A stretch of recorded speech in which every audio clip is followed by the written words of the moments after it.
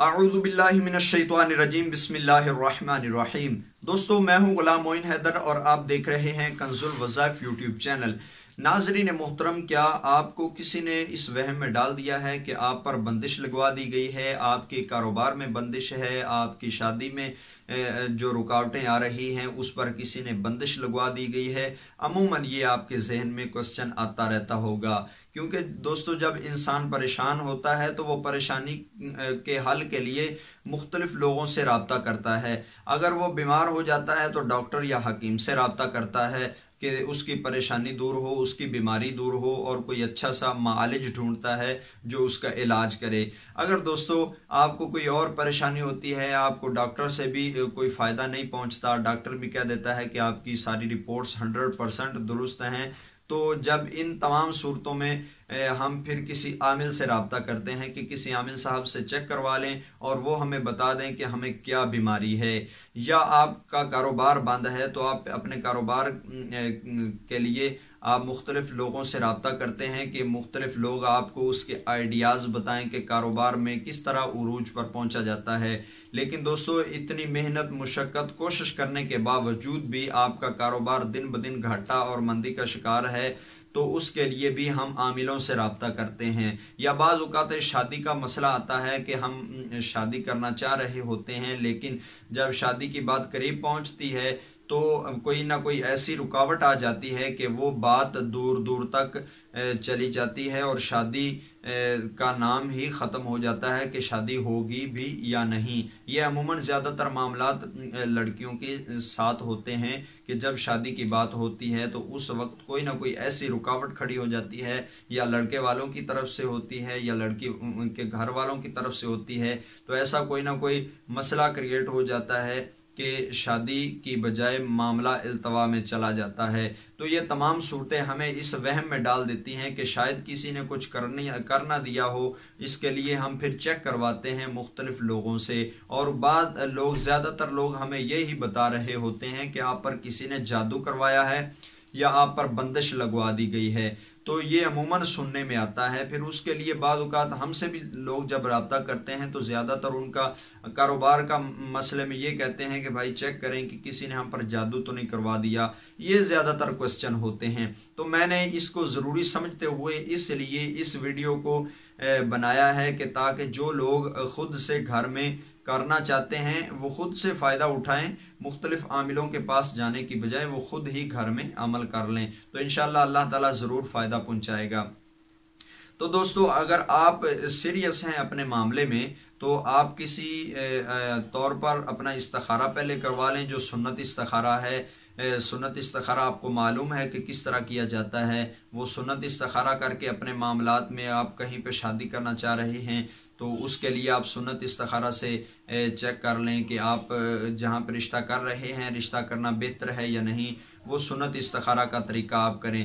तो अगर आपने शादी के लिए इस्तिखारा वगैरह कर लिया है या कारोबार के लिए आपने किसी से हिसाब करवाया है या आपने हमारी वीडियो से तस्बीह वाला इस्तिखारा किया है, तो उसके लिए फिर आपको अगर जवाब मिला है कि आप पर किसी ने बंदिश करवाई है या आपको जादू है, तो फिर आप इस वीडियो को देखें। इसमें जो हमने अमल बताया है इसको आप करें, इंशाल्लाह आपको ज़रूर फ़ायदा पहुंचेगा। तो दोस्तों करना ये है कि आपने ये कलमात जो आपको अभी स्क्रीन पर नज़र आ रहे हैं, बिस्मिल्लाहिर्रहमानिर्रहीम, अऊज़ु बिकलिमातिल्लाहि ताम्मति मिन कुल्लि शैतानिन व हाम्मतिन व मिन कुल्लि ऐन लाम्मतिन।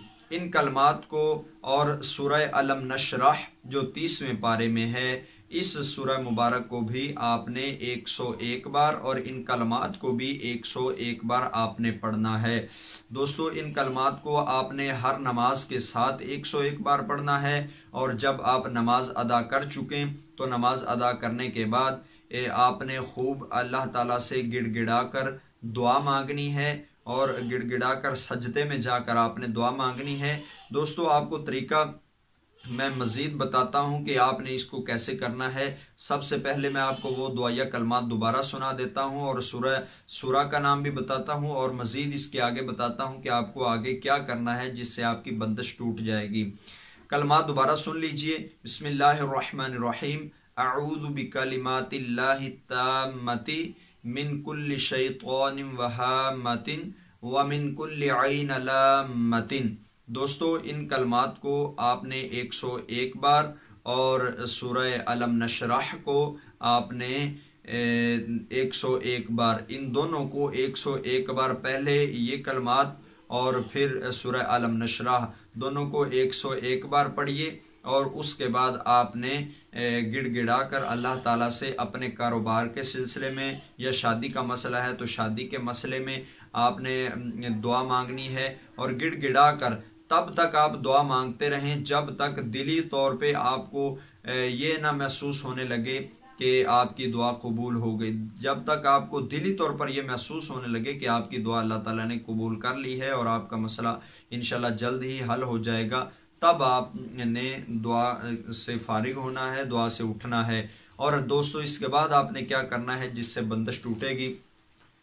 आपने दोस्तों करना ये है कि जब आपका गुस्ल का इरादा हो, किसी दिन भी आपका गुस्ल का इरादा हो, तो उस दिन आपने दोस्तों गुस्ल के इरादे के लिए सूरह बकरा की आखिरी जो 2 आयात हैं, सूरह बकरा की आखिरी 2 आयात, इन आयात को और चारों कुल यानी कुल या अय्युहल काफिरून, कुल हुवल्लाहु अहद और कुल अऊज़ु बिरब्बिल फलक और कुल अऊज़ु बिरब्बिन नास, ये चारों कुल आपने दोस्तों 3-3 बार पढ़ने हैं।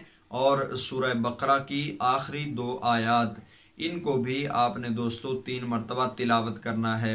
अब करना क्या है कि जब आप सूरह बकरा की ये 2 आयात, आखिरी जो 2 आयात हैं, इनको आप तिलावत करेंगे और जनाब चारों कुल को 3-3 बार पढ़ेंगे। उनको पढ़कर अपने जिस्म पर, सीने पर फूंकिए और इस तरह हाथों पर फूंक लगाकर पूरे जिस्म पर हाथों को मलिए। और उसके बाद आपने दोस्तों गुस्ल करना है और गुस्ल अच्छी तरह करके आपने दोस्तों आखिर में पाँव धोकर जब आप कपड़े पहनने लगें तो दायां पाँव आप पहले पहनेंगे, आप दायां पाँव पहले लिबास में पहनेंगे और बायां बाद में। इस तरह दाएं तरफ से आप लिबास पहनना शुरू कीजिए और बाएं तरफ पर ख़त्म कीजिए। तो इस अमल को आप मुसलसल 3 बार दोहराइए।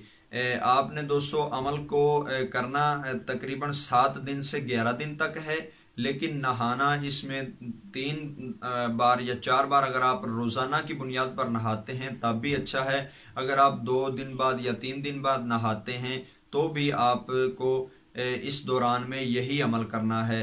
रोज़ाना भी नहाएं तो इस यही सूरह बकरा का अमल करें, और 2 दिन बाद या 3 दिन बाद नहाते हैं तब भी आप इसी तरह ही पढ़ेंगे। अमल का तरीका आपने पूरा सुन लिया कि दुआया कलमात और सूरह अलम नशरा 101 बार पढ़कर खूब दुआ मांगें, और फिर नहाते वक्त आपने सूरह बकरा और सूरह चारों कुल आपने 3-3 बार पढ़कर सीने पर फूंक लगानी है, पूरे जिस्म पर हाथ मलना है, तो उसके बाद गुस्ल करना है।